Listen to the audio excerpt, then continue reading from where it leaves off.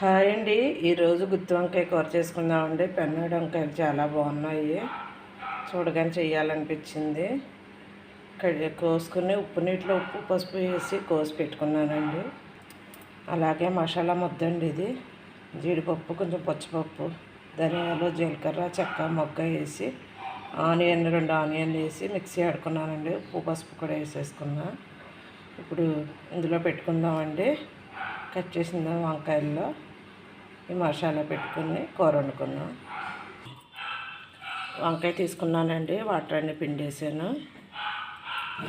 ఈ గుజ్జు తీసుకుని ఈ వంకాయ మధ్యలో పెట్టేసుకుంటే అప్పుడు గుత్తి వంకాయ మసాలా బాగా పడుతుంది. ఇందులో బాగా పెడతామండి. అన్ని వంకాయలు ఇలా పెట్టేసుకొని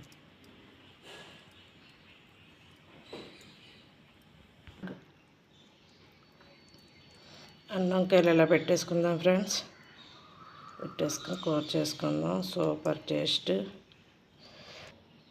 అన్ని వంకాయలు ఇలాగా ప్రిపేర్ చేసుకుందామండి. పెట్టేసుకుని అప్పుడు కర్రీ చేసుకుందాం. వంకాయల్లో అండి చక్కగా మొత్తం మసాలా అంతా పెట్టేసుకుందాం. అప్పుడు కూర చేసుకుందాం. బాండీ పెట్టుకున్నానండి. అందులో 4 పచ్చిమిర్చి వేసుకుందాం. పచ్చిమిర్చి వేసుకున్నాక వంకాయలన్నీ ఒకటి పెట్టేసుకుందాం.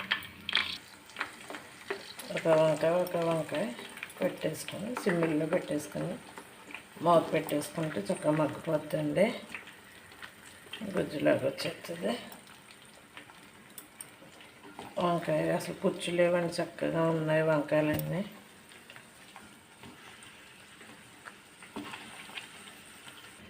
వంకాయలన్నీ పెట్టేసుకున్నాం. మూత పెట్టేసుకుందాం అండి. మూత పెట్టేసుకుంటే చక్కగా మగ్గిపోద్ది. ఒకసారి కలిపి చూద్దామండి. చక్కగానే మగ్గిపోతున్నాయి. సరే రంగు మారినాయి. అప్పుడే అలా సిమ్మిల్లోనే ఉంచేస్తే మొత్తం చక్కగా మగ్గిపోతాయండి. చూసారా చక్కగా మగ్గిపోయినాయండి. కావాల్సిన వాళ్ళు ఇలాగే ఉంచేసుకోవచ్చు. నేను కొద్దిగా వాటర్ పోసుకుందాం అనుకుంటున్నానండి. గుత్తి వంకాయ మిక్సీ గిన్నె కడుక్కొని లైట్గా కొద్దిగా పోసుకుంటున్నానండి. కూర అయిపోయిందండి. కొంచెం కొత్తిమీర వేసేసుకుందాం. వేసుకుని ఒకసారి కలుపుకుందాం.